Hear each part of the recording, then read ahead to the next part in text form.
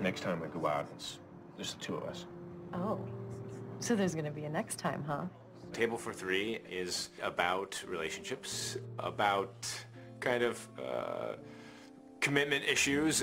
You have to show Ryan that you trust him. Well, how can I trust him when he's sporting a chubby? Just a very cleverly written, very witty, sort of dark comedy. Did you make like Sam the Butcher and bring Alice the meat? Jesus, Mary! I've never seen anything quite like this before, where it's like this whole third wheel dynamic. You've been a bad girl. That'll work. I think we've all known a couple monster, at least one in our lives, a couple that is always together and kind of thinks as one hive mind. You know, we need to make sure that we do this all the time. The four of us just hosting these little shindigs. The four of us? Everyone thinks that there's 3 people in it because of the title, but really there's 4. Scott! It's a lot of fun. I'm glad that I finally have the opportunity to do it because it's something I've wanted to do for a long time. Comedy is really my first love.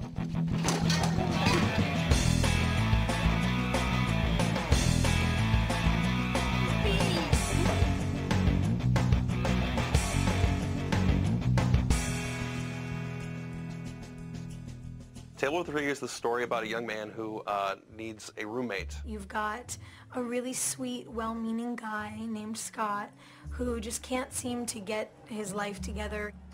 Just as this romance that he thought was the romance ends, his roommate is moving. Scott's depressed and lives alone, and his apartment turns to squalor, and he realizes he's got to get a roommate. I end up wanting to rent out my apartment after a while, and I meet this couple who I think is the perfect couple, and they turn out to be the couple from hell. I can't believe how well our colors work together. We're both autumns. Is that fate or what? Yeah. It turns out that they're kind of a little too perfect. They're that couple that is a little aggressively perfect. And they sort of insinuate themselves into his life in all these ways that he becomes very uncomfortable with. And he starts to realize Ryan and Mary have a codependency issue, not as much with each other, so much as they do as a unit with him. Hey, you okay there, buddy? You want to move on to free weights? Blast those delts? Pump your lats? Pound your glutes? And it's revealed through our psychoses that comes out that we're a little less perfect and a little more crazy.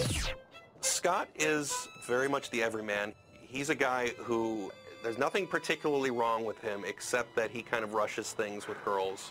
He wants the long-term relationship to start now. Karen, Elizabeth Beale, will you do me the great honor of marrying me? He rushes into all his relationships so that he ends up scaring his girlfriends away. He lives in a little fantasy world, I think, about his relationships. He thinks that he thinks about all the good things, but not all the bad things. He doesn't deal with all of the real life issues that come up in relationships. When I first met Brandon, we sat down for coffee, and he said, I want you to know I read the script, and I am this guy. He is just such a genuinely sweet guy, and it works so well for Scott because he, as a character, is this guy who just means so well and really believes in love and wants it, and there's something, you know, even though he's this big, you know, hulking leading man, he can really seem very timid and very kind. He really naturally steps into those shoes in a way where it's like, wow, he is this like 6'4", very handsome, well-built guy, but he does have that kind of like awkward, nerdy side to him that's really charming and endearing. I think Scott, when he is lonesome and by himself, is something that, you know, I think I've experienced that in some respect, whether it's after a relationship has ended or just being sad about being away from home when I first moved out to Los Angeles. He works alone, so his connections with people are through the internet, which is, you can have, you know, 150 friends on Facebook and never see any of them, so you kind of open your arms to real people when you actually do get a chance. So Scott is searching for a roommate, and he does sort of the Craigslist type of website posting, and he meets all these people, and everyone's crazy. You know, the best way for me to introduce myself would be to do a monologue. Okay. The Bad Roommate montage was probably one of the funnest things to shoot. It was one of the places where we really let the comedy get broader than anything else in the first act, because we wanted to, in a very condensed way, get across the point that you put an ad out there, you don't know who you're going to get.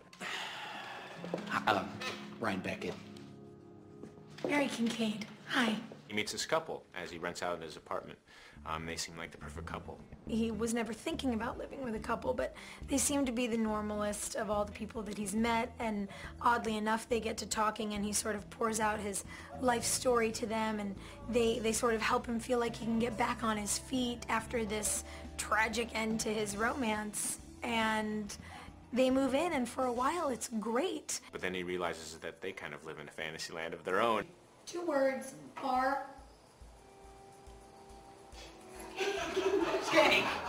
The thinking behind Ryan and Mary was I wanted to create a couple that looked like they had just stepped out of a catalog, basically, for whether it's LL Bean or Hollister or Crate and Barrel, whatever it is, and kind of go, what would it be like to actually know those people? It's got to be a little creepy because they're just too perfect. The model that I'm kind of using for these guys is I sort of want them to come off like one of those couples that would do like a reality show. Like somebody from the real world, or, you know, like they have that reality show contestant vibe to them, you know, like you're going to see them on The Amazing Race next season.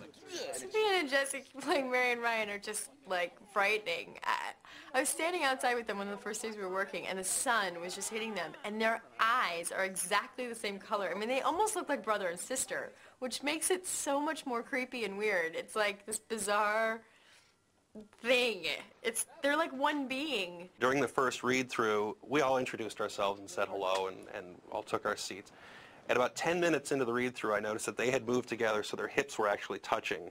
And I said, this is it. This is exactly, they know exactly what they need to be for this character, because it's written to be one character spread out over 2 bodies, and that's exactly what they did. We made a solemn vow 14 years ago to stay together for the rest of our lives.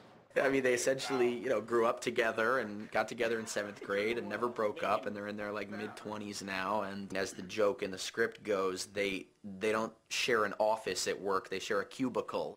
And we match all the time. So that's one of our big things. Even if it's something small, you notice that, you know, I'm in Argyle and he is in a polo shirt that has an Argyle sort of crisscross print on it. Or he is in gray with a pink shirt and I am in a gray shirt with a pink short. So there's a way to do that that's very over the top, and it's like, well, what if they both wore the same clothes all the time? And that's not where we wanted to go. We just have the hint that there's some coordination going on, but it's almost subconscious. What time is it? Shots o'clock! It is. Hey! It's drinks 30. We sort of have become this couple monster, and, you know, we've adopted the same mannerisms and the ways that we look at each other, and we're always, when the cameras are rolling, we're always touching each other in, like, weird ways, and we kind of laugh the same way, and we finish each other's sentences. Anuptophobia. Fear of being alone. That's all it is. Perfectly normal. We've really sort of made this effort to be mutually